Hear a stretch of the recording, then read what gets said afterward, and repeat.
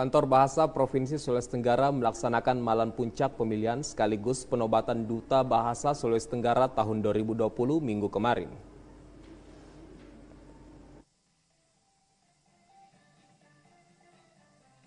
Sebanyak 30 finalis Duta Bahasa tahun 2020 yang terdiri dari 15 putra dan 15 finalis putri telah mengikuti kegiatan karantina yang berlangsung selama 6 hari. Selama proses karantina, peserta diberi beberapa bekal materi, di antaranya pengenalan kebijakan kantor bahasa, desain proposal kegiatan yang berkaitan dengan literasi atau sastra, ujian kemahiran berbahasa Indonesia atau UKBI, public speaking, dan materi peran teknologi dalam perkembangan literasi dan sastra. Kegiatan karantina pemilihan Duta Bahasa berlangsung dari tanggal 10 Maret. Selain pemberian materi di karantina dalam prosesnya, finalis juga menggelar pagelaran seni. Hingga pada tanggal 15 Maret kemarin, malam puncak pemilihan Duta Bahasa 2020 digelar dengan mengusung tema Duta Bahasa menuju generasi merdeka belajar yang kreatif dan inovatif.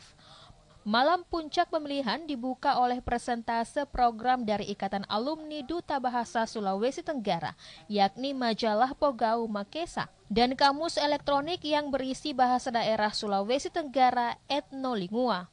Penyampaian program ini sekaligus menjawab pertanyaan apa yang dilakukan Duta Bahasa setelah terpilih. Acara dilanjutkan dengan perkenalan diri ke-30 finalis. Pemilihan kemudian dilanjutkan dengan pemilihan 6 besar dari masing-masing putra dan putri. Finalis yang masuk dalam tahap 6 besar kemudian mengikuti sesi tanya-jawab. Finalis diberi waktu 60 detik untuk menjawab pertanyaan yang telah diacak. Finalis juga diberi kebebasan untuk menjawab pertanyaan menggunakan bahasa Indonesia, bahasa daerah, ataupun bahasa asing. Penilaian pada sesi ini kemudian akan diakumulasikan dengan penilaian-penilaian pada tiap kegiatan yang telah dilakukan selama karantina, termasuk juga penampilan pada saat pagelaran seni sehari sebelumnya. Awal saya tidak sangka-sangka untuk mendapatkan kewajiban ini, karena di awal sejak mengikuti ajang Duta Bahasa Sulawesi Tenggara, ini merupakan salah satu yang juga diajak sama teman tanpa ada persiapan yang begitu matang untuk sebelumnya. Ya, ini pengalaman pertama saya. Ini pertama saya ikut kegiatan-kegiatan seperti ini dan tadi sempat tidak percaya diri karena sempat jatuh. Iya, dan luar biasa perasaannya, tidak menyangka. Tes yang paling sulit saya rasa bimbingan proposal ya. Karena kita dituntut dalam 6 hari, waktu yang sangat singkat, menemukan terobosan baru untuk membangun, merevitalisasikan bahasa-bahasa daerah dan memajukan bahasa Indonesia, merakyatkan bahasa-bahasa itu sendiri. Iya. Proposal yang terberat dan juga di awal ada tes UKBI yang tadinya kita tidak tahu sama sekali apa itu UKBI, dan setelah mengikuti karantina kita jadi tahu apa itu tes UKBI. Sebelum pengumuman pemenang Duta Bahasa Sulawesi Tenggara 2020 dilakukan pemberian piagam untuk beberapa kategori seperti penampil terbaik, pasangan terkompak, peserta terbaik 6-2, dan puncaknya terpilihlah Duta Bahasa Sulawesi Tenggara tahun 2020.